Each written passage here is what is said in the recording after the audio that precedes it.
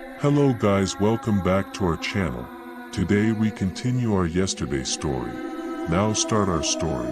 I didn't dare move, I didn't dare breathe. Somewhere in the back of my mind I knew this wasn't just a prank or a coincidence. Something was out there, something was watching. I didn't sleep at all that night. The next morning we woke to find Ryan's bed empty. At first, none of us were particularly alarmed. Ryan had a habit of wandering off early, usually in search of some stupid way to entertain himself. The man practically thrived on being unpredictable. I figured he'd gone outside to set up some elaborate prank, or maybe he just needed some time to cool off after last night. But when we stepped outside, calling his name, the usual joking atmosphere was missing. The morning air was heavy, damp from a night of dew, and the forest seemed eerily still. No bird song, no rustling leaves, just silence. The soundlessness made every Ryan echo back at us like a taunt. Maybe he went down to the lake, Eric suggested, slinging his jacket over his shoulder. He's probably just trying to freak us out. Jess frowned, his phone still on his bed. Ryan doesn't go anywhere without his phone. Mia nodded, chewing her lip.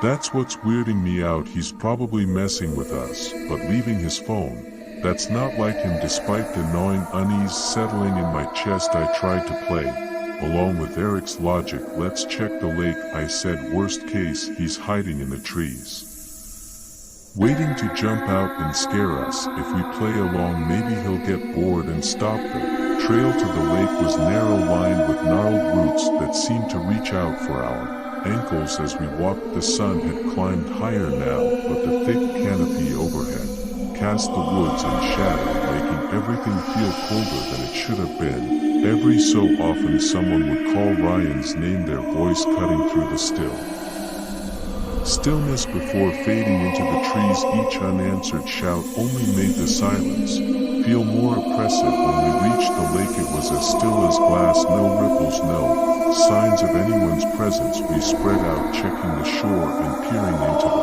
dense brush surrounding the water, but there was nothing. No tracks, no stray beer cans, not even a broken branch to suggest anyone had been there. All Ryan was gone by the time we got back to the cabin. The tension in the group was palpable. Eric was trying his best to stay optimistic, throwing out theories that got less convincing with every sentence. Maybe he doubled back and went to the main road. He said, I mean, he's probably trying to hitch a ride into town, get a signal, and call someone. Then why wouldn't he just tell us? Mia snapped. Why'd he leave his phone? Why'd he leave everything? He wouldn't, Jess said softly. Her voice was barely above a whisper, but certainty in it sent a chill through me. We spent the next few hours searching the surrounding woods, venturing further than we had that morning. I'll admit my optimism began to crumble the longer we looked. Every tree started to look the same, their trunks stretching endlessly into the forest like they were multiplying just to mock us. By the time the sun began to dip below the horizon, the fear we'd all been pushing down was finally bubbling to the surface. Back at the cabin, we sat around the dining table, the atmosphere thick with unspoken dread. Mia hugged her knees to her chest, staring blankly at the floor. Jess kept her arms crossed tightly, her nails digging into her sleeves. Eric had his head in his hands, muttering something to himself that none of us could hear. Then, as if on cue, a sound broke the silence, the faint buzz of a phone vibrating. We all froze. Slowly we turned toward the noise, which was coming from the living room. Mia was the first to move, creeping toward the sound. Hesitant steps. It was coming from Ryan's phone, which was lying on the coffee table where none of us had left it. The screen was cracked, but it was lit up. The gallery app open to his photos. That's not funny, Mia said, her voice shaking as she picked up the phone. Who put this here? None of us touched it, I said. I swear. She stared at the screen for a moment before her face went pale. Oh my God, she whispered, holding the phone out for us to see. The last photo in the gallery wasn't one any of us had taken. It showed Ryan lying on the cabin floor, his face frozen in a wide, unnatural grin. His eyes were hollow, lifeless, staring at something just beyond the camera. His body looked Limp, his arms and legs spayed out like a discarded doll, but what made the picture even worse was the way the light hit his face, like it was mocking us, daring us to laugh. Jess let out a choked SOB, backing away from the phone as if that had burned. But Eric swore under his breath, grabbing the phone and scrolling through the gallery, as if he'd find some kind of explanation hidden there, but there was nothing else, just that one photo, time stamped for a time when we'd all been out looking for him. It's fake, Eric said, though his voice lacked conviction. It has to be someone screwing with us. Mia snapped, who would do this. Before Eric could answer, the lights flickered once, twice, and then the cabin was plunged into darkness, and that's when we heard it again, the laughter, slow, wheezy, and unmistakable. It echoed through the cabin, coming from everywhere and nowhere all at once. It wasn't Ryan, the laughter seemed to come from everywhere at once. It wasn't loud, but it was constant, a wheezy, unnatural sound that twisted my insides with every breathy chuckle. My legs were locked in place, my body frozen by the sheer wrongness of it. I could hear Jess sobbing quietly behind me, and Eric muttering under his breath the steady stream of curses mixed with panicked breaths. Mia's hand clutched my arm tightly, her nails digging into my skin, but I didn't dare move. It's inside, Eric whispered, finally, his voice trembling. I wanted to argue, to say it couldn't be, but I knew he was right. The sound wasn't muffled, wasn't outside the cabin walls. It was here with us, reverberating through the air like the hum of a fluorescent light gone haywire. Mia broke the silence. We have to leave and go where? Eric snapped, his voice rising in pitch. The car is a mile away, and that thing, whatever it is out there too. We can't just stay here. Mia shot back, her voice cracking. You heard it, Eric. You saw the photo, Ryan. She trailed off, unable to finish the sentence. Jess let out a shaky breath. What if it's not just Ryan? What if it's something else? Her voice was barely a whisper, but the words hung heavy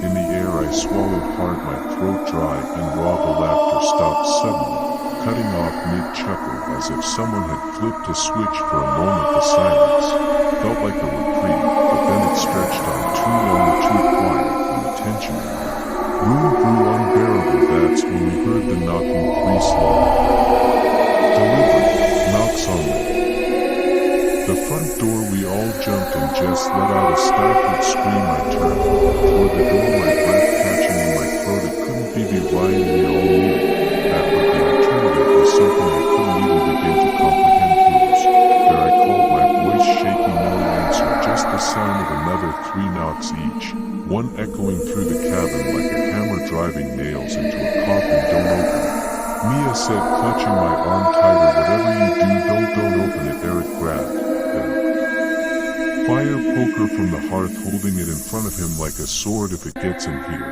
we're not sitting ducks, we fight. I wanted to tell him that it wasn't something we could fight, but the words died in my throat. The knock stopped, replaced by the sound of footsteps, slow shuffling, like something heavy was being dragged along the porch.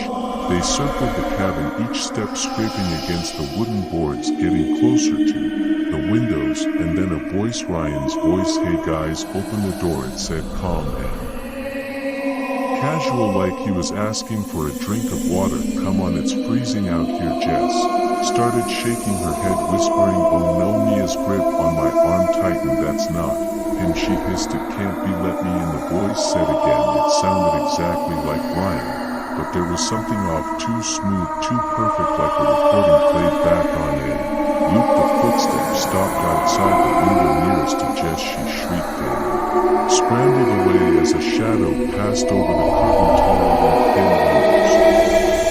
Impossible.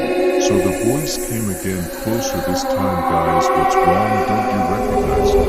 The shadow lingered by the window, unmoving. It stretched upward, the faint outline of it grotesque in its proportions. The head too narrow, the arms too long. It bent slightly as if peering inside, and for one terrible moment I thought it might press its face against the glass. The laughter started again, low and wee, as if whoever or whatever was outside found the whole situation hysterical. The sound of shuffling returned. turned, moving away from the window. I moved instinctively, pulling Jess further into the corner. As the shadow disappeared into the darkness, the laughter faded, replaced by that oppressive silence. Once more we didn't speak for a long time. None of us knew what to say. Eric eventually lowered the fire poker, his knuckles white from gripping it so tightly. Mia sat on the floor, her knees pulled to her chest, while Jess rocked back and forth, her eyes wide and unblinking. I glanced at the clock on the wall.